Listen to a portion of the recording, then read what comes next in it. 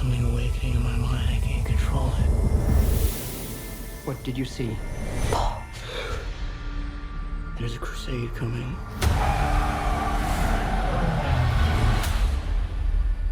Do you often dream things that happen just as you dreamed them?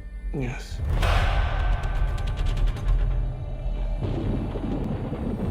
The test is simple.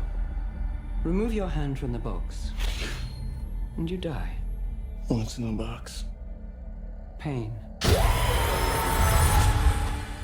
Hello, everyone, and welcome to another ToB Film Club. As always, I'm Julian and Jeremy. I'm joined by Jeremy Kozier. Hello.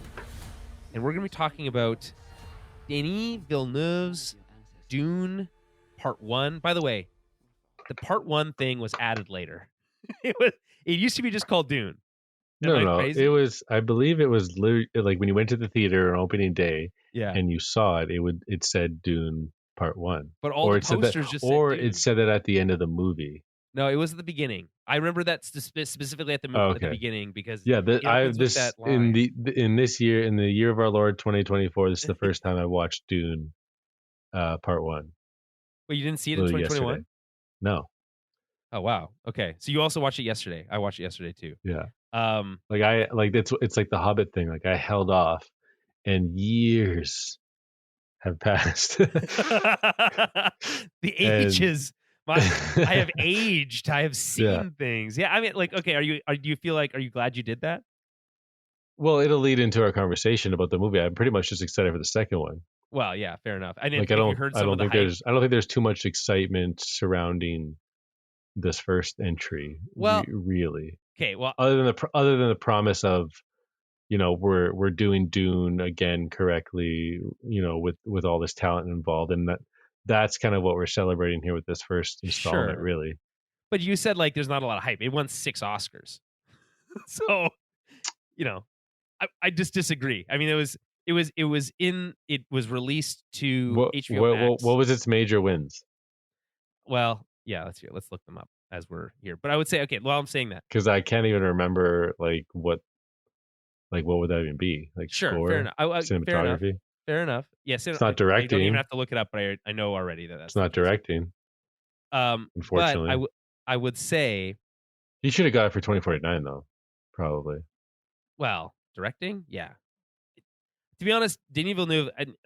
Before we even get very far into this, I think it's important to note, Jeremy. I don't feel like you disagree much on this, but my take is that Denis Villeneuve is the best working director right now. The thing is, it's not your take. Well, it's my. If someone else's take, then I agree with it. I don't know. Yeah, I mean, it's pretty all over the Twitter, I guess, or the internet. Sure. It's kind of it's never like, it hasn't been like, oh, Denis is the best director ever. It's just like slowly getting into this confident point because entry after entry has just been solid where, even if 2049 didn't perform in terms of numbers or whatever, it's just this guy has a unique point of view and it's cool. So yeah, well, and as a Canadian, I also have a lot of there's a little bit of a patriotic pride to have a Canadian director kind of top of the craft. It's just it's nice. Obviously, Canada, I feel like sometimes gets a bad rap for just being like where you go to make movies for cheap, and the thing about Denis is that he's never been like, well, we make movies in Canada because it's cheaper. He will go wherever he needs to go, Mexico, wherever, right? In this case, Saudi Arabia. But it's just, I just think he's very impressive. Obviously, there's other working directors that I think people would say are really high up there. And obviously, Spielberg is still making movies, and I think you'd have a hard time arguing that Spielberg isn't the best director out there right now. Right now it's definitely Nolan. Nolan's getting kind of that recognition, even though he's always kind of had it. It's really being bumped up with Oppenheimer. Yeah, I agree. And then him and Denis, and I think they have a YouTube video up about them talking about IMAX. I haven't watched it yet. I saved it. I think it's about 20, 30 minutes of just those two minds going at it. That so sounds that'll be great. Yeah, that's a must watch. Yeah. I mean, apparently, by the way, I just heard about this, but like the Apple Vision Pro has a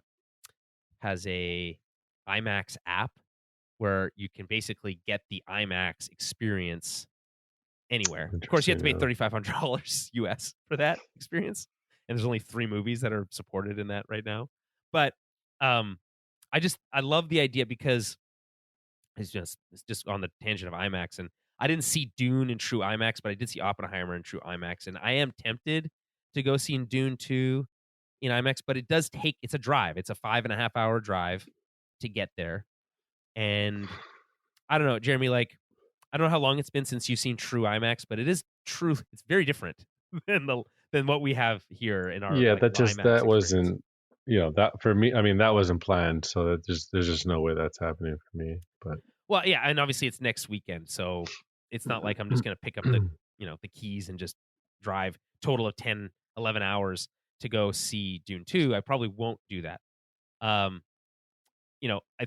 A Nolan movie for whatever. I mean, I guess, and this is maybe an indictment on my own take, which is that like the Nolan movie did excite me enough to go see it in IMAX.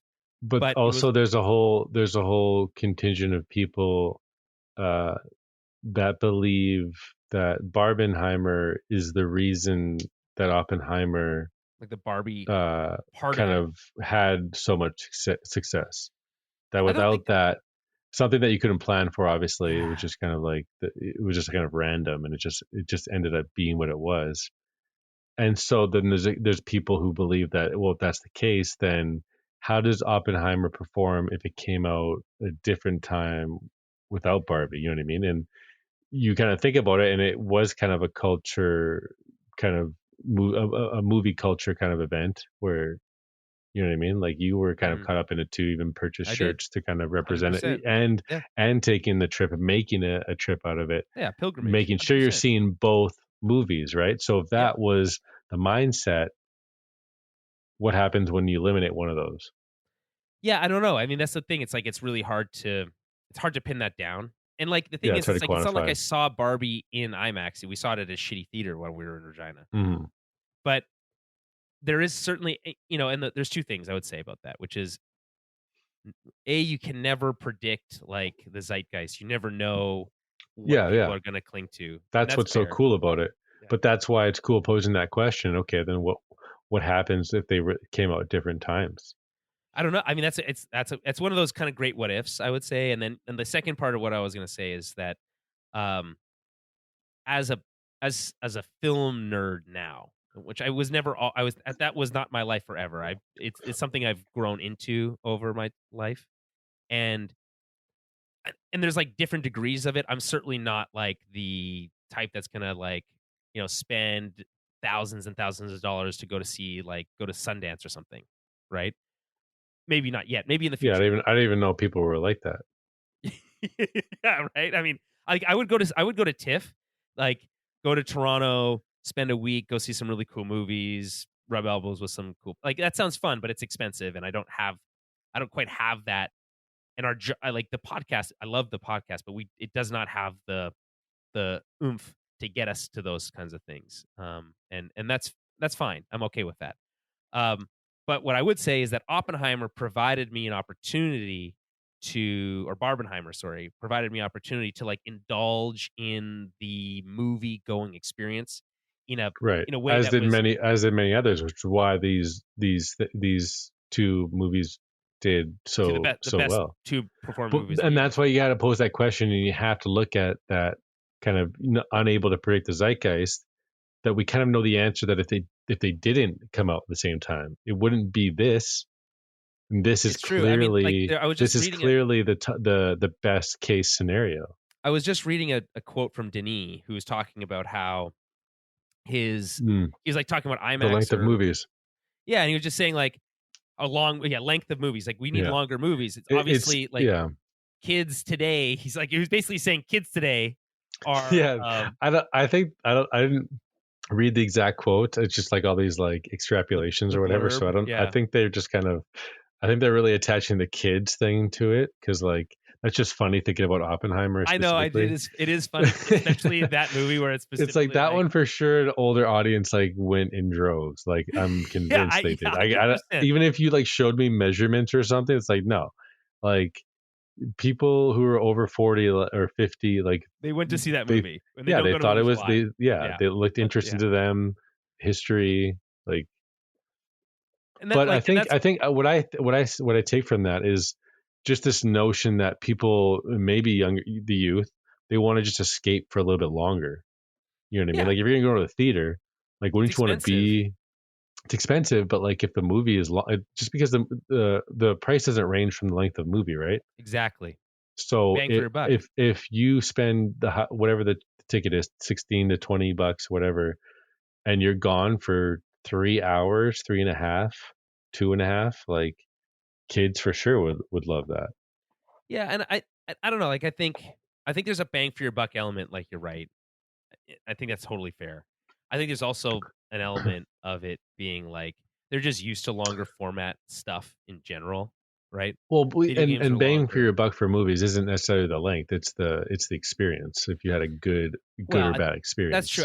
The classic quote, right, which is like a good movie, is never. I can never remember the exact quote. It's so but like, but it's a classic A quote. good movie's always. It is. It's like a good movie's never too long, but a bad movie's always too long. And again, I'm getting that wrong, but it's like it always feels too long. It's all about feel. Right? The number of minutes doesn't matter. I'm just thinking about George Bush saying can't be fooled again. Fool me once. That is such a great moment. That's a truly great American moment of all. Like, well, he has so many. I mean, even when he's like, "We do not negotiate with terrorists," and he's like on the golf course, and then he's like, "Now watch this drive," yeah. and then like we just like film him drive this golf ball. Man, that's why Oliver Stone made a movie. Oliver Stone made a movie of him with Josh Brolin as George W. Bush, called W. He made it because he says he's the greatest president who ever lived, or something like that. It was Oliver Stone, dude. It's so funny, man. What a world. Okay, so back to Dune, because they won 1, 2, 3, 4, 5 above the line Oscars, and were nominated. What does that mean? 1, 2, 3, 4. Oh wait, no. So here you go. There's also best cinematography, so they won 6. Right? Yeah, I would assume cinematography. So one best cinematography was Greg Fraser. That's the highest accolade, would you say, out of the bunch? Well, best sound also, best achievement in music written for motion pictures. It's Hans Zimmer. Nice. Production design. I want to get into it as we talk about this, but I think the production design of this movie is like unbelievable. I just like it. The aesthetic is just so nailed. You instantly feel like it's things feel recognizable, but also futuristic and alien all at the same time. Like you kind of bounce between that, like, oh, this looks like a future dystopian kind of world. But also, then you bounce in rich. between Star Wars a little bit. Yeah, because so you got cool. the shields or whatever in the battle. But the way it all looks, the explosions alone, Jeremy. Yeah, like just the explosions. I feel like, and I watched this obviously in 4K HDR on my my nice OLED TV, and same. You got the disc? Beautiful to look at. It's just gorgeous. You didn't have the disc though. No, I did. It was virtual, but it was uncompressed. Virtually, so brutal. I'm gonna get a huge difference. My plan.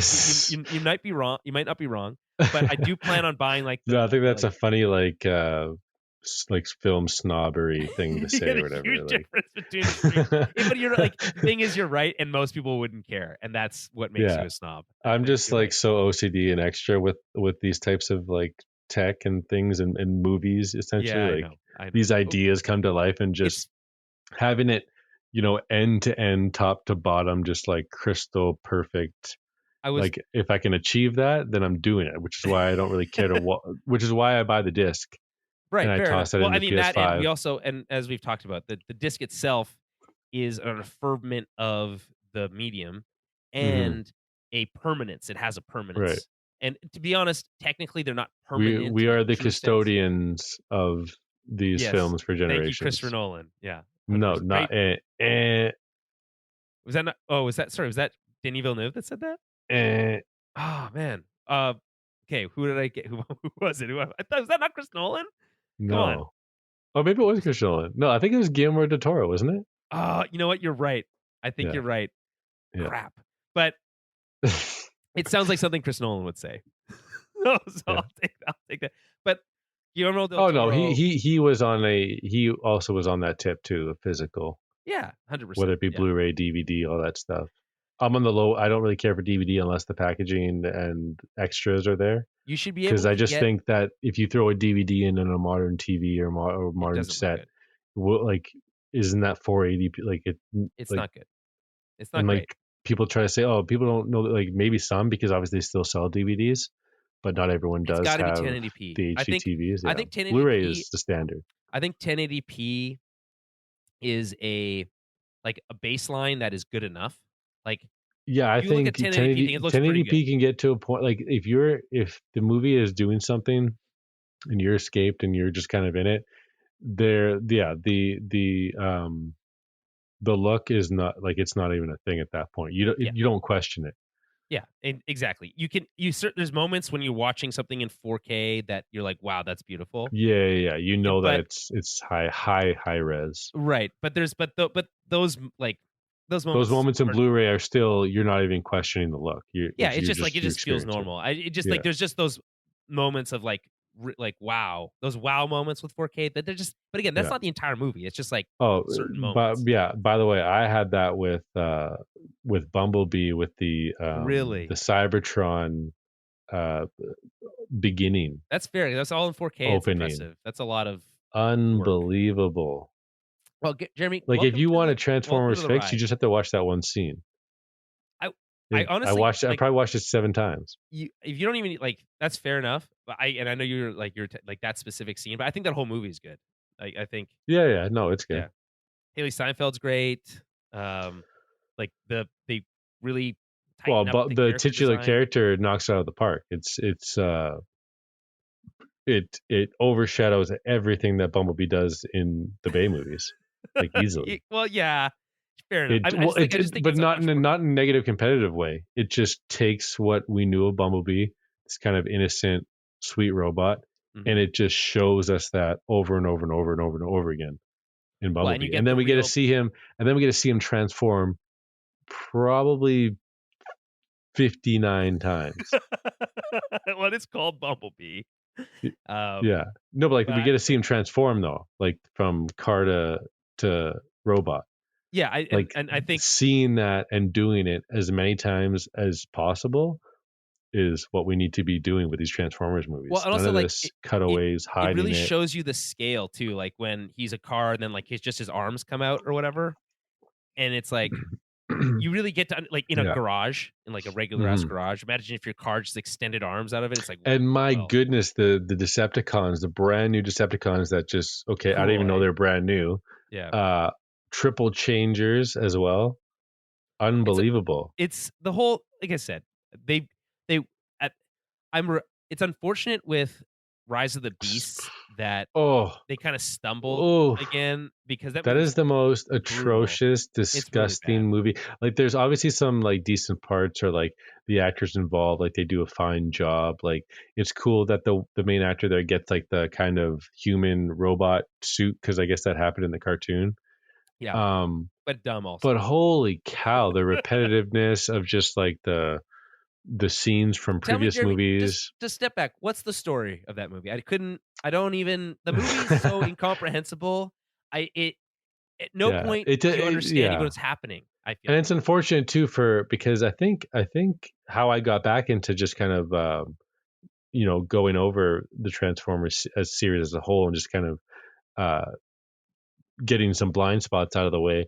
It was the fact that they had these beasts in this new Transformers movie, which is the cartoon that I watched. Yeah, Beasties, I guess that you as well. Wars, depending on where you grew up. And then going back, I had no idea that was actually Transformers. I knew they were transforming and all that stuff, but really?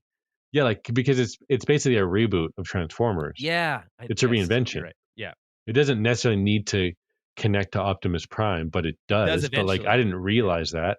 Yeah. So then having them just in this movie, the introduction. I feel like you only get to see the gorilla basically, and like Yeah. hear from the gorilla. Primal. Like you don't, Yeah.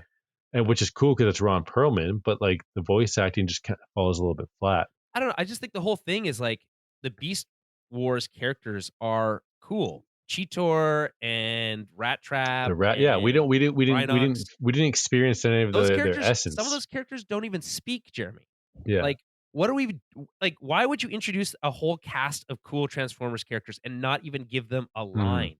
It doesn't make sense. Again, so I, it's like, to me, it's a shame because I feel like they had kind of like recentered after Bumblebee and like, okay, they redesigned things a little bit. They just used all these major characters as side pieces, essentially, Yeah. because they had they invented that new character for that movie, because that was the character, the Autobot that died and like gave his suit to the human character.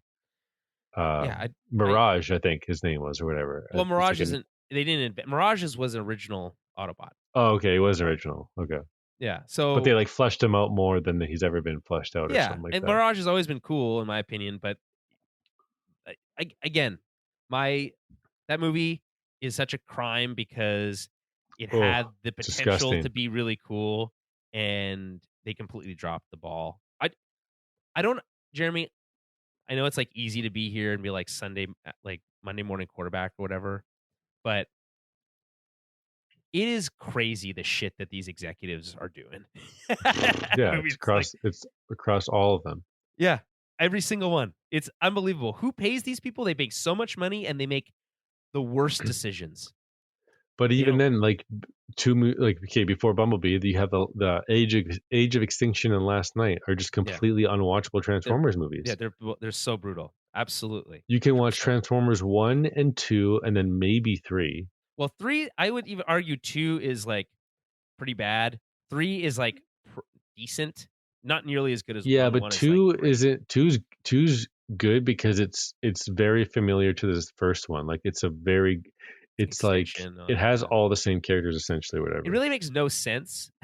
Yeah, but like you're just happy to be back with the gang and like this amazing looking movie that's Spielberg produced. Like Michael Bay had a bad rap for like a long time, maybe still does, like kind of like the Nickelback of directors a little bit. Well, he has a vision and he executes on it. That's his like calling card, I feel like, at this point. He knows what he wants. Spielberg said, I love this quote. He said he was born to direct Transformers. Yeah. And I love it because he's totally right. When you think of Transformers, like for me, because I'm like a new fan, I don't necessarily think of the cartoon first, but like I kind of do now because I really appreciate that G1 aesthetic. The designs are impeccable, I feel like. Yeah. That's right.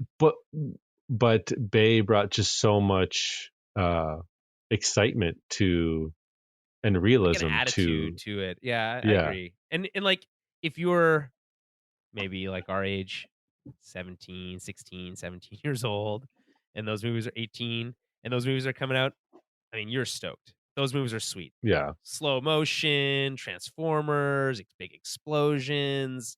Yeah. We were driving around the city trying to get little toys just to kind of satiate our appetite for the series. And playing the DS game. Every time we saw a pickup truck, it's like there's Optimus. Oh yeah. We suddenly got obsessed with semi trucks. And then you look it up and it's like, oh well, Bay didn't make it a flat nose semi. It's like, and we're sitting there like, well, yeah, of course he didn't. Like, and he's saying, yeah, because I wanted to do it this way. I wanted him to have flames on him. And we don't necessarily care about the flames because we're not necessarily G1 purists. Yeah, but like I would argue that the flat, like the Optimus design from Age of Extinction is pretty good. You know, the flat nose. Yeah, but no, it's Age. Well, they only have it for a brief moment, I think. Then he scans like a huge, brand new like Western Star. Oh, does he? Looking thing, and then they make Optimus look like an android, kind of like it's not like the clunky. Kind of pieced together. The thing is, the Optimus design is perfect as is. Essentially, my goodness, he looks amazing in Bumblebee. He's never looked better. Yeah, it's insane. He looks so much worse in Age of Extinction. It's true. It looks so much more CGE. I guess. I mean that's probably fair to say. And just tall and like lanky. It's like you got to get the proportions right. Yeah. And So he is a beast in that Bumblebee opening, and like when he dives off the tower and just lands on one of the jets. yeah. And then the color, they have everyone's like that retro kind of color on all the machines, like all the Decepticons. Like Mm-hmm. Soundwave has that purple. Wow. The Yeah. Starscream scene just kind of rectifies all of the base stuff that he did with Starscream, even though Bumblebee just blows him up. Like Bumblebee's like killings in it. The one I forget the name of the blue Decepticon, but he just like wraps him in chains and just like kind of squeezes him, pulls him apart. Yeah, it's Or the beginning when both Decepticons kill Cliff Jumper. Like, Oh, holy yeah, hell, they just slice him right in half down the middle. I love Cliff Jumper. He's like one of my favorites. He's like I think he was a Jeep, Just like the tone, the original look, design. the colors. Yeah. They should have made Bumblebee 2. They should have kept the same director. They need to bring him back. They need, I don't know. But I think I was texting you about that Chris Hemsworth Transformers property. I think Travis it Knight, is actually a movie, not a show. So if Transformers 1 is anything like that Bumblebee flashback on Cybertron, then You're in. we're Okay. good. Okay. Cool. But Travis, we digress. Yeah, let's get back on track here. Let's talk about Dune. So Dune Part 1. We got Dune Part 2 coming in like less than a week. Imminently. We're recording on the 26th. People have already seen it. It's on Friday, right? The 1st? Yeah. It's already getting rave reviews. Yeah, the one thing, and like again, not to spoil it because neither of us have seen it, but the one thing from a like hype perspective that really got me stoked was someone was saying it was the two things that stuck out. Austin Butler being the best, most like memorable villain since like the Joker and stuff like that. First of all, that was a new one I saw recently, but I was already seeing, like, for me personally, seeing the trailer for Dune 2 and seeing that him as like this crazy combatant or whatever, and then like in the same house as Batista. Yeah. I was like, what is this?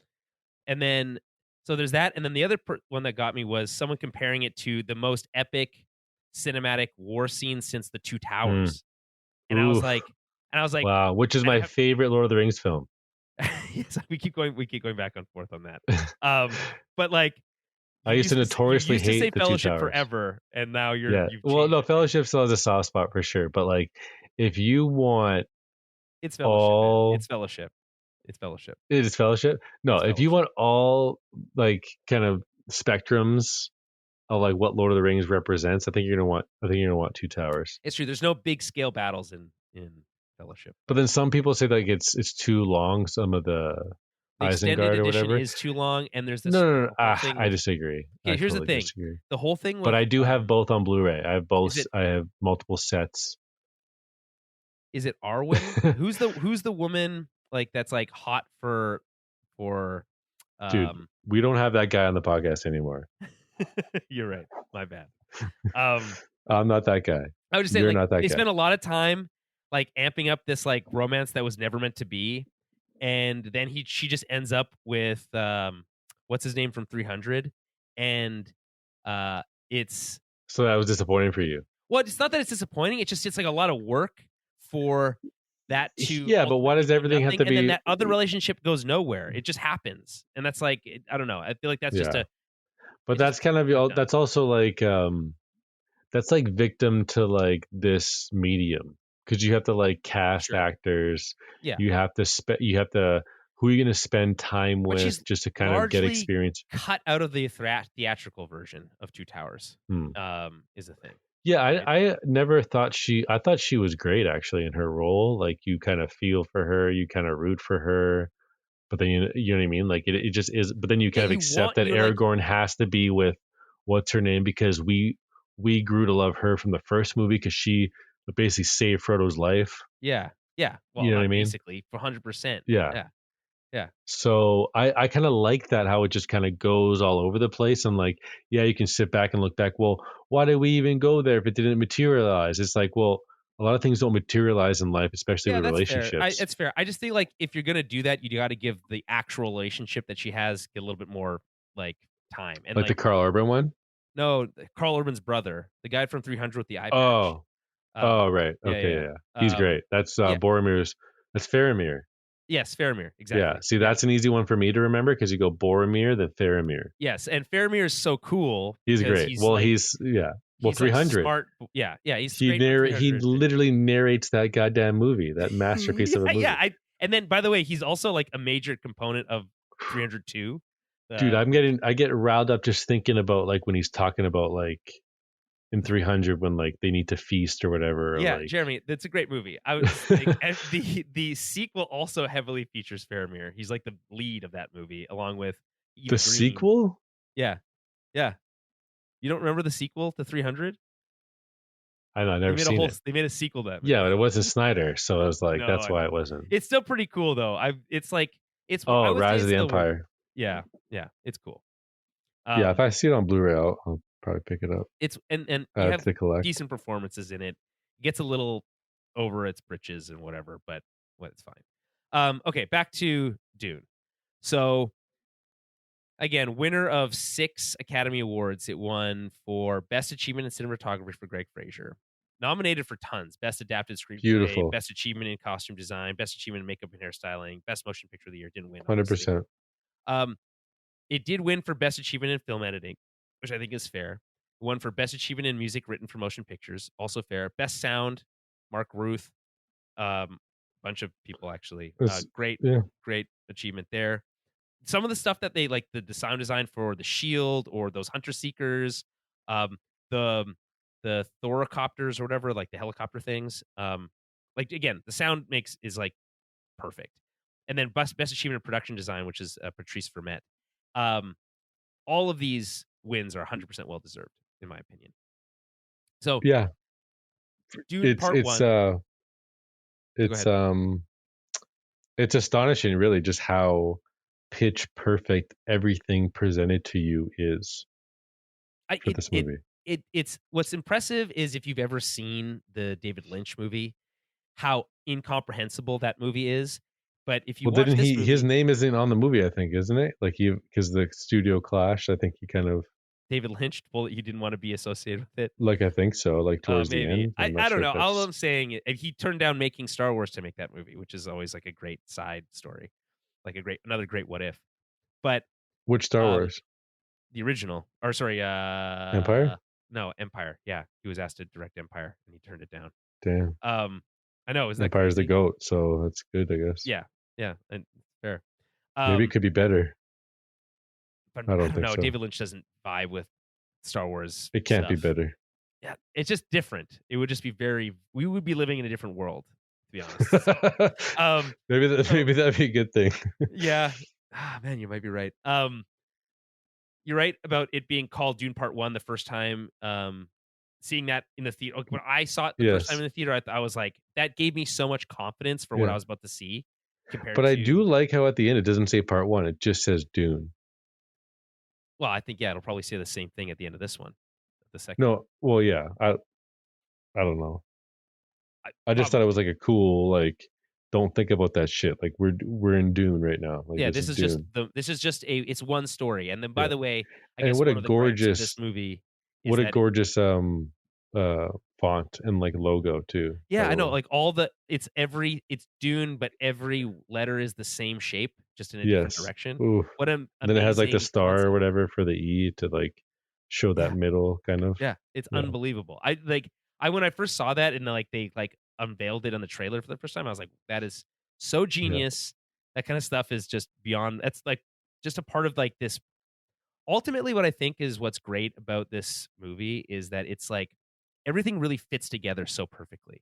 The art design, the writing, the direction, the lighting, the story itself all fits perfectly into this one like cohesive narrative, right? And again, ultimately, it's only half a movie because it ends in such an abrupt way.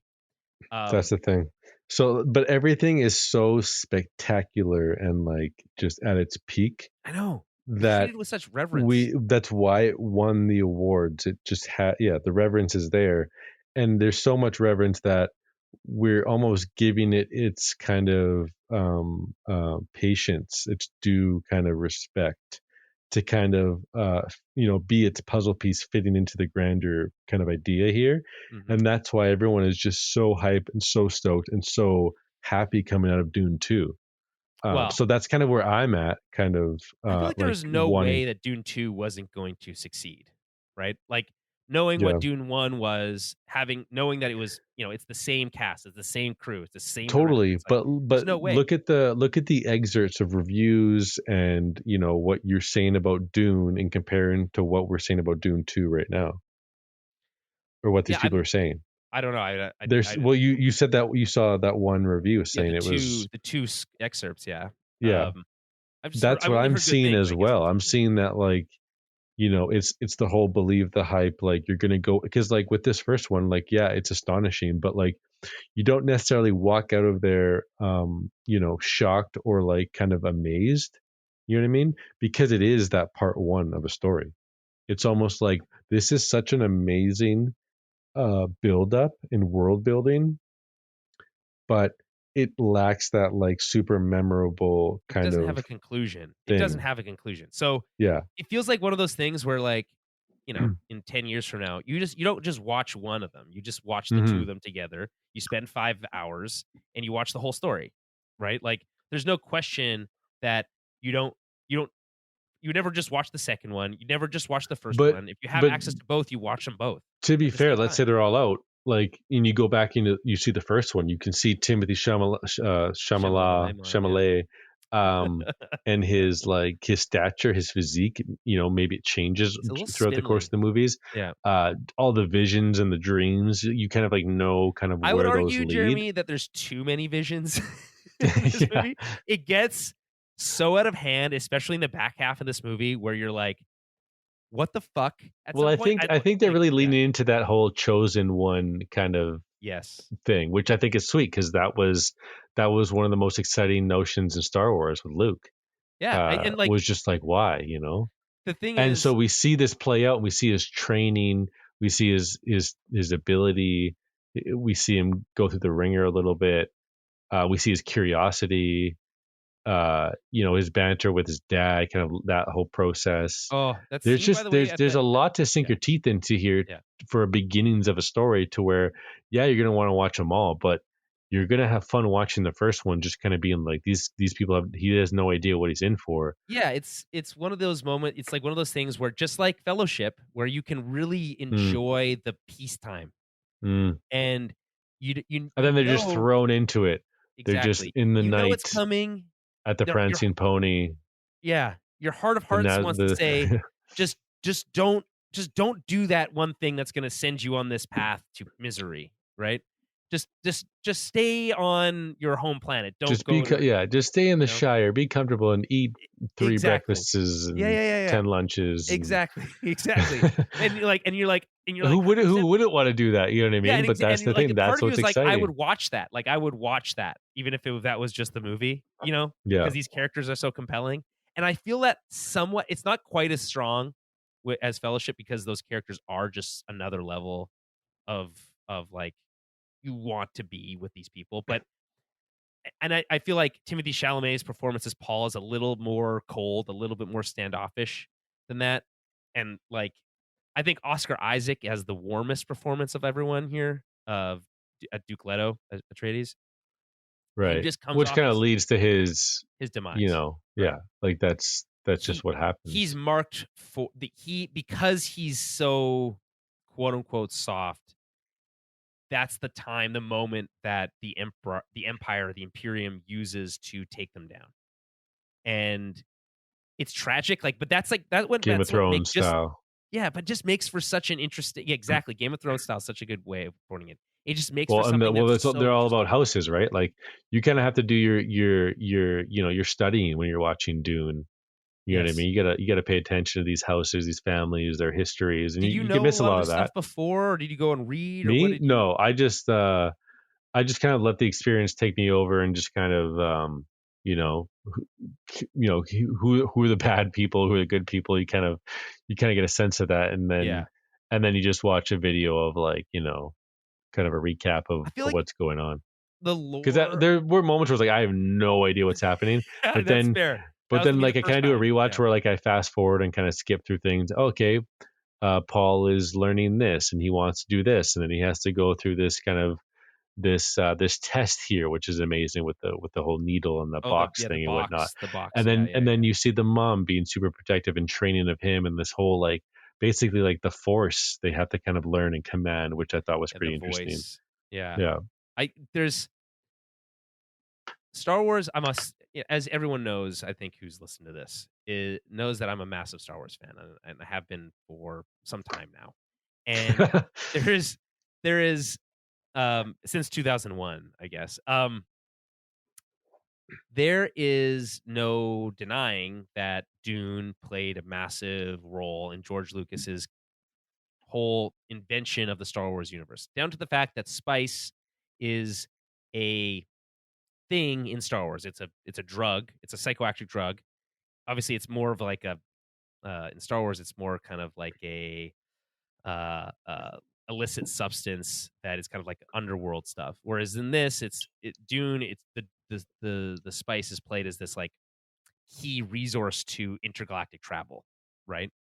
It's different, but you can see not only from a visual standpoint, like where he got some of his concepts from, where Lucas got some of his concepts from, but like from a story perspective, like the Chosen One concept, certainly not exclusive to Dune, certainly not exclusive to Star Wars, but you know, you can draw a direct line between Dune and Star Wars and say, Paul is Luke and Luke is Paul. Like that's they both experience tragedy. Their parents are killed. I mean, in some case, in Paul's case, at least his mom lives, which I feel like, by the way, is a different take on this. And I actually really think it's cool that his mom is alive through to the second movie.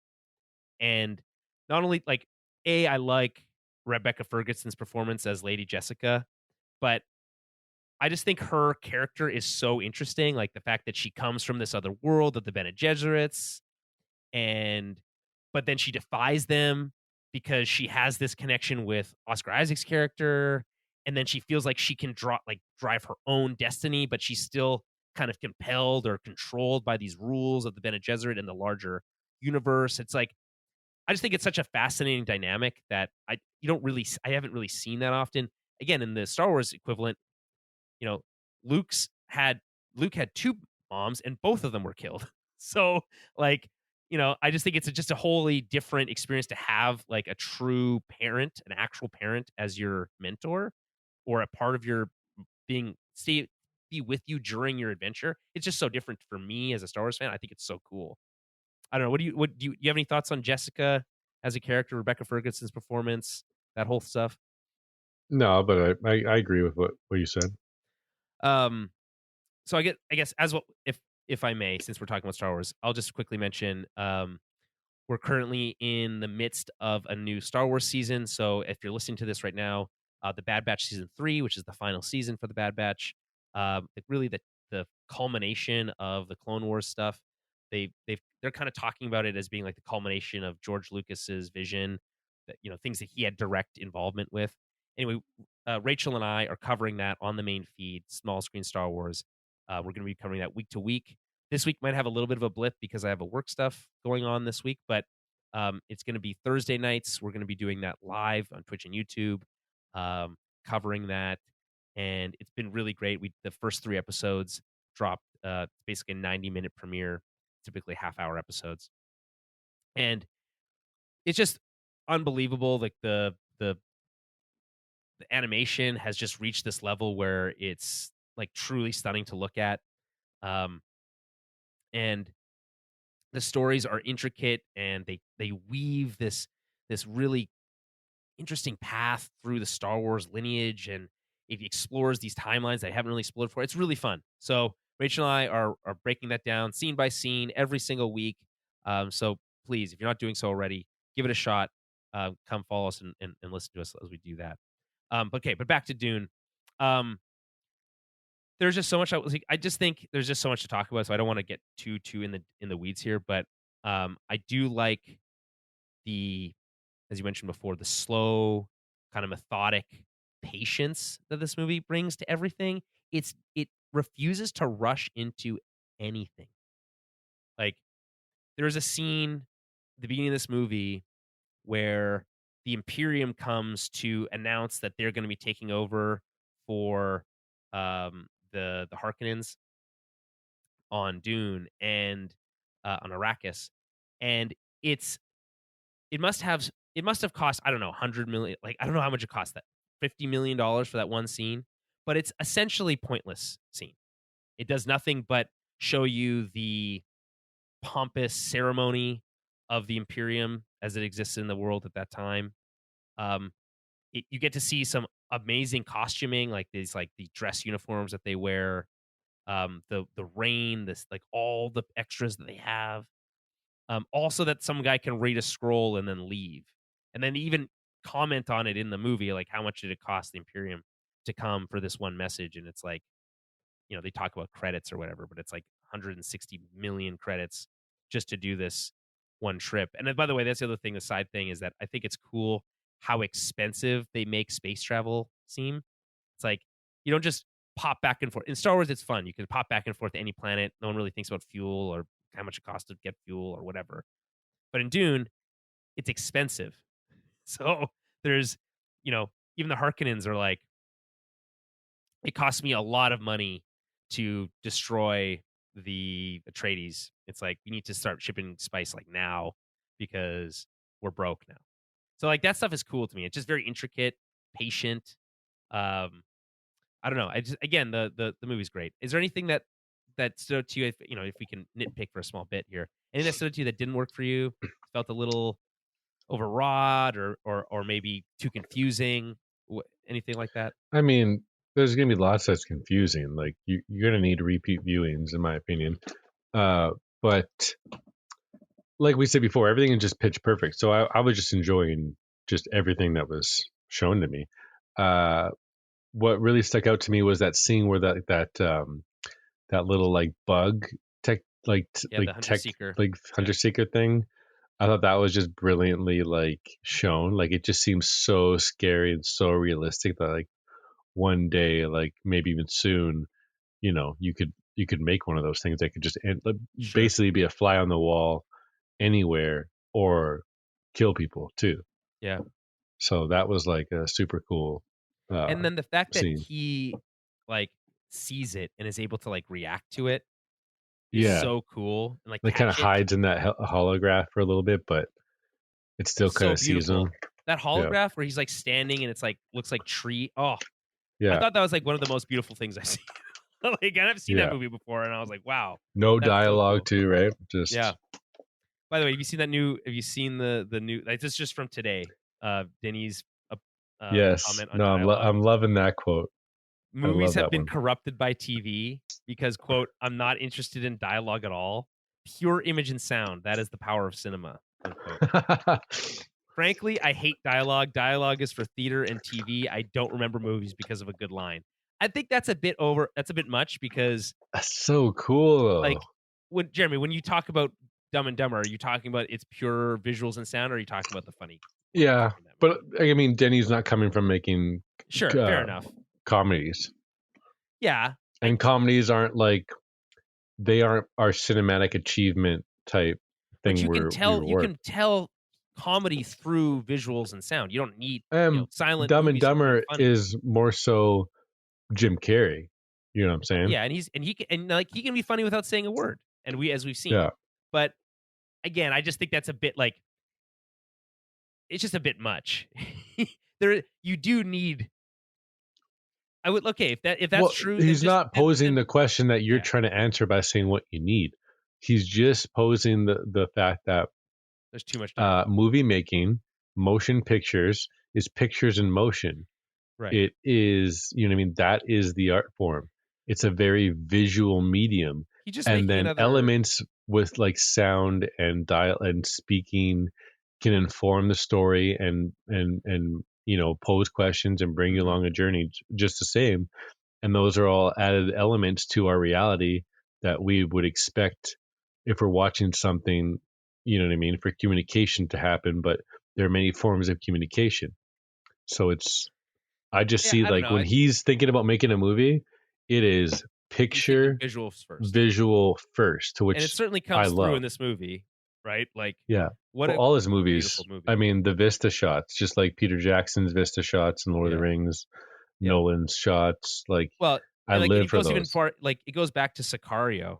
I would even say, like, or and probably Or even any or earlier. Enemy Yeah, where it's just like, it with just Jake things Gyllenhaal. are beautiful regardless of whether anything's going on or not. And like, what a career, right? Like, Prisoners, Enemy, Sicario, Arrival, Blade Runner 2049, Dune Part 1 and Part 2. Like, he's certainly established himself as a pure visual storyteller. I think ultimately what he's just saying is show don't tell is his like mantra, right? Which has been a thing around movies for forever, it seems like. Um, Obviously his movies have dialogue in it, so he like, I'm not saying he's a hypocrite, but you know, like there's more to movies than just pure visuals and sound. I like, and if unless you think that dialogue is also sound, in which case that's fair. Um, what else do I want to mention about this movie? We talked about the shields. I think those are really cool. It's weird because ultimately what it means is that guns become obsolete, which is such a cool idea, right? You don't have guns because guns are ineffective against shields, so you need to use knives again, which Yeah, is much more visually interesting. and people, because gun bullets and all those are things that kill people. Now you need skilled people to get in Right. close. Yes. And like, whether, like, again, I don't know how much of that comes from the books and how much of whatever, but it just certainly makes for something which is visually interesting, much more visually interesting than rifles. You know what I'm saying? Now, there's obviously still missiles and explosions and again, I can't emphasize enough how amazing the explosions look in this movie, especially at night. They're like, it's so cool. That's all I have to say about that. Just quickly, I guess we'll talk about the cast. I think everybody is basically perfectly cast in this movie. Like, I can't really think of anybody that doesn't fit. I love Dave Bautista anytime, like basically all the time, but his like angry vengeance thing he's got going in this is like interesting. Again, everyone's doing something interesting. Um, Oscar Isaac playing this kind of like, I have a plan, trust me, I need you by my side. This is, it's not, we're going to be in danger, but and you're going to find your way to the same thing that I'm in, but you're going to come at it your own way. It's like he's got so many good lessons. It's great. Love it. Again, Rebecca Ferguson already talked about. Zendaya's barely in the movie, so it's not really worth talking about too much. But even Jason Momoa, who I feel like is playing more closer to his type, quote unquote, right? Even What's his name? Duncan or something? Duncan, Idaho. Yeah, great name. Even his performance feels understated compared to something like Aquaman or some of the other roles we've seen him in. It's the badass fighter, but without some of as much of the bravado. He certainly has that, but it just feels much more tame, and fits into this world. I think it's, again, very cool. Javier Bardem, who's also not in the movie very much, but has a big presence as Stilgar. I think he's great. He's like leader of the Fremen or something like that. Yeah, he's leader of the Fremen, and like he really shines later in the movie at the back. The Sand People. Yeah, I mean, yeah, that's basically the same concept. Stellan Skarsgård as Baron Harkonnen. What a visual that is! Like, when you saw that for the first time, like, what were you like when you saw Stellan Skarsgård and he like emerges? Yeah, I like, mean, it's up? obviously very creepy, and like just the prosthetics that he's wearing, like to make him look like the Blob or like Jabba the Hutt type thing. Yep. And then we can like float or fly or whatever. It's like, what is going on here? Yeah, everyone can float and fly in this movie, but like the way that they show it, I think it's really interesting. It's like, obviously they're on cables, but like it's silent. No one can see, like, it just feels otherworldly. They make floating feel That cool again. that one actor, like his little like right hand man, he kind of takes me out of the picture a little bit. Welchian, Like the guy who's in like Suicide Squad as like DeVries. Polka Dot Man, and yeah, Peter DeVries, yeah, because he's been in so much stuff. I guess, and he kind of plays it kind of straight, which is a little frustrating. But he does this weird thing. I don't know if you noticed, like when he's on that planet, like the military planet, where they're like recruiting like the Imperial, like super soldiers, basically. Um, he does this like thing where he like blinks with like his eyes at like different times. He's trying to do something. I don't know. I'll give him a pass. Um, I don't know who else is great. Sharon Duncan Brewster as Dr. Lake Hines, she's great. Man, they're all great. Like honestly, it's an amazing cast. And then, like as you mentioned, the second movie introduces even more really cool characters. That I and actors, and I can't even like conceive of like how they fit in yet. What's the one thing that's really cool, or not the one thing, but one of the things that's really cool about Dune is that I really don't, despite it being in the zeitgeist for so long and it being ultra popular and now having had this first movie, I really don't know much about where the story's going. And I think that's so fun and exciting. It feels so I really don't know. Again, like Game of Thrones, I really don't know where this is going to go. And that's such a fun feeling to have where again, right now in Star Wars, it feels a little predictable, for better or for worse. And a lot of prequel stuff we're dealing with. So inherently feels predictable. So this is so exciting for something. It just feels so new to me, even though it, like, you know what I mean? Like it has a newness that totally works. Are you feeling that? Or am I sound crazy? Well, I mean, and compared to Star Wars, yeah, because like Star Wars is just like, hey, show me what you got, like, and it's just like things from our past, and like it's new Mhm. again. Yeah. And then the new thing is like, oh, a Ray movie. So Yeah, but the one movie that's interesting is the idea of the like first Jedi movie from the director of Logan or whatever. And that seems new and refreshing. And like Andor was new and refreshing, even though it also is a prequel, but its execution is new and refreshing. So I think you're right. Like compared to some of like the Ahsoka series, for instance, which does feel pretty predictable. This feels novel, but there's stuff in Star Wars that still can feel novel. I'll I'll defend that a little bit. Um, I, again, we talked about the Oscars already, but I think the effects in this movie are unbelievable. Like everything is photoreal. There's nothing in this movie where you're like, that doesn't look real. It doesn't look like it fits. It looks CG. Not once. Literally not once in the movie that I feel that. And I know that Denis' whole thing is like shooting on set, or not on set, but on location, and that makes a big difference. But like, there's all sorts of stuff that's not real in this movie. But like, it it looks real. Like this looks. I mean, again, maybe I'm overstating it, but the effects in this movie are as good as you can get. Like, I don't know. Like, what are your like? Is there any moments that you felt like that didn't hold up for you visually? no, I think they're all pretty good. I mean, the sandworm is not real. Like it can't be real. So Right. it's like there's a little bit there. You Yeah, can but kind how of. cool is that worm sequence at the beginning when it like eats that harvester? That's one of the Oh yeah, coolest it's awesome. Yeah, moments in the whole movie. yeah. It just shows you how much power it is compared to all this engineering and design and fabrication, and it just swallowed up. Well, I just think it's so thrilling. Like Yeah. the and then we already know that there's going to be a moment where he rides the worm in the second movie, and like they've teased it in the Well, trailer already. we see Zendaya ride it, right, or something. I'm pretty sure that's Paul Oh in in the second movie that we see in the trailer. So it's like no, I we know mean that's in going to in the happen. first movie, there's like these. You see someone. Oh, you see someone riding in the distance. That's true. I don't Yeah. know. We don't know who that is. I don't know if they reveal who that is. I don't know. I just want to go back to the one thing that sticks out to me as something that's not ideal is the visions. Especially there's this moment in like after the execution of his whole family where Paul and his mother are in that tent and they're kind of having like a little trip together. That feels like where the movie really hits a little bit of a I don't know what the word, like it hits a speed bump there for me. And mostly because it felt like, and even at the movie, and again, I got to give the movie credit because it doesn't lay anything out for you clearly, and that's intentional. But early on in the movie, he's asked, do the things happen that you dream just as you dreamed them?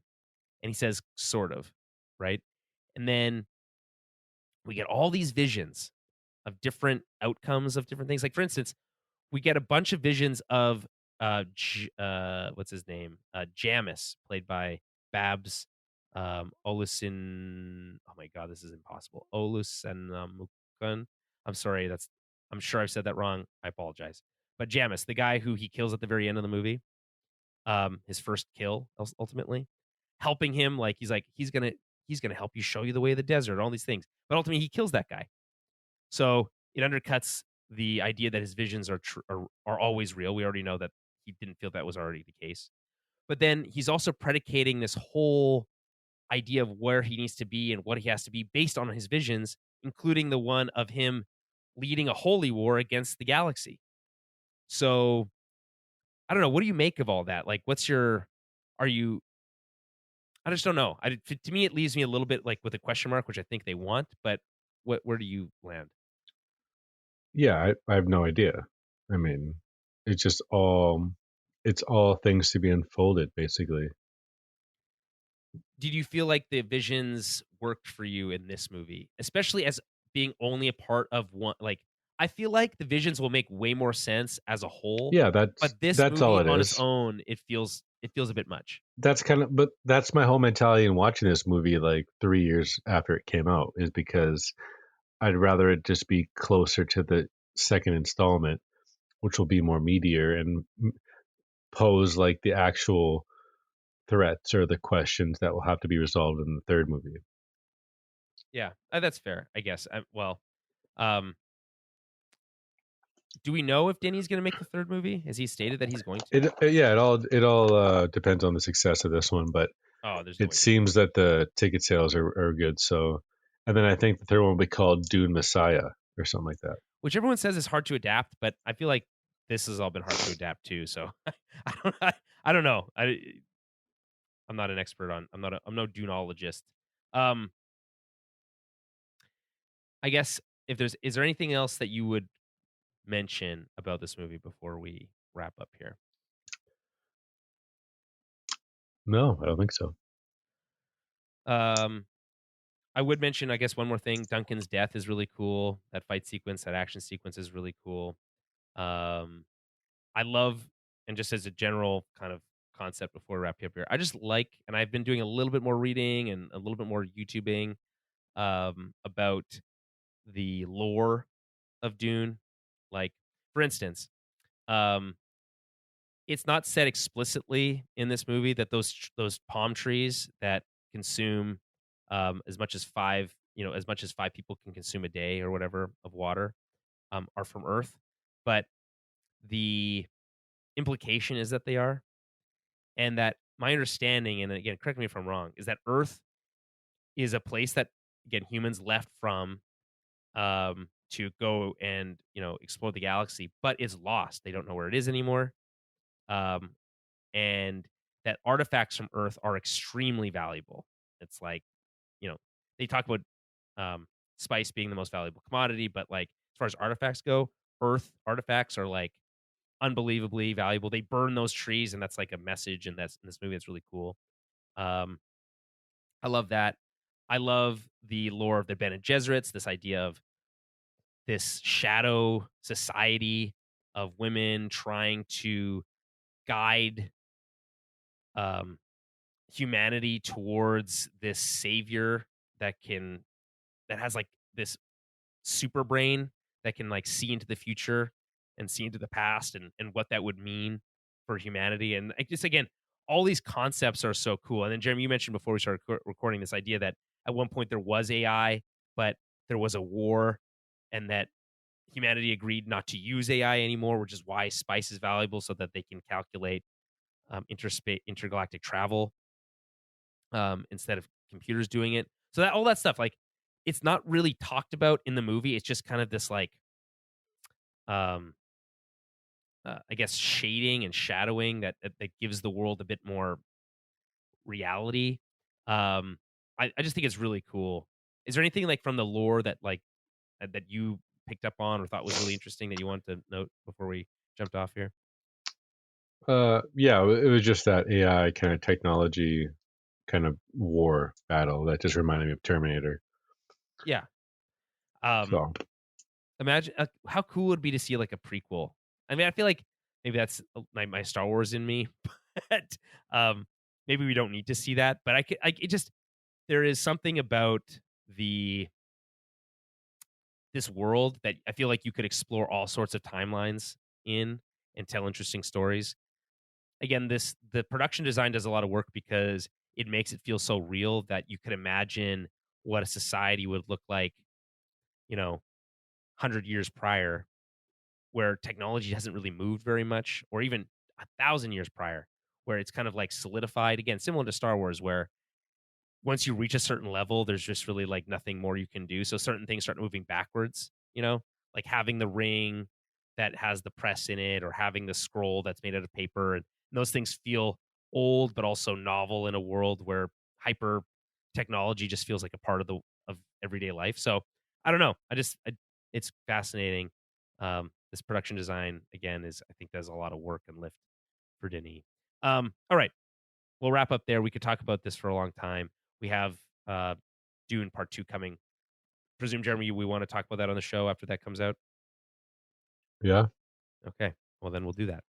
All right. Well, that means what are we going to do for next month's film club? Here's what I suggest. Okay. We are right now just talking about a movie from 1984 that was based on a book from much before. Obviously, a remake based on the book and not the original movie from David Lynch, but an 80s concept nonetheless.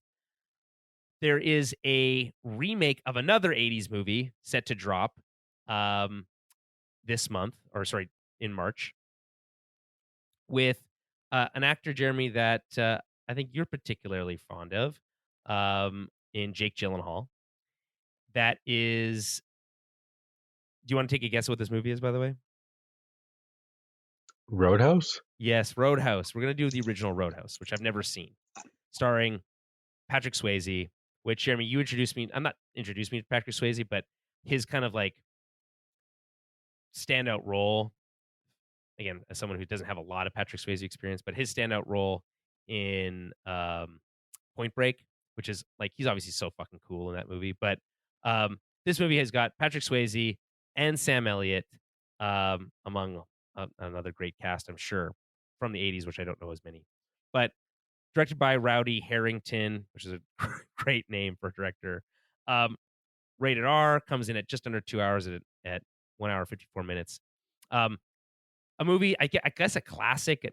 I wouldn't even say a cult classic, just a classic, as far as what people tell me about this movie. Kelly Lynch also in this movie. What did you, Jeremy? Have you seen Roadhouse? What's your thoughts on this? I have not. What do you think about going back to the 80s and watching a classic 80s action movie? That's fine. Okay. And this is from 89, which is the year we were born, which is a great year. And I'm sure Taylor Swift would agree. So that's next month, Roadhouse. So get your Patrick Swayze on. We'll be talking about that. And, of course, we'll make with a nice double pairing with the remake starring Jake Gyllenhaal. So, without further ado, we'll wrap it up there. Thank you so much for your support. Again, we couldn't do these film clubs without your support. And I don't really need to say anything else. You know where to find us. If you have any questions, thoughts, or comments, reach out to us on Discord or on Twitter, or email at TowerBabblecast on Twitter, all that kind of stuff. So until next month, we'll talk to you soon. And I would say the Force be with you, but I don't remember what fear is the mind killer. We'll end with that. All right. We'll talk to you soon.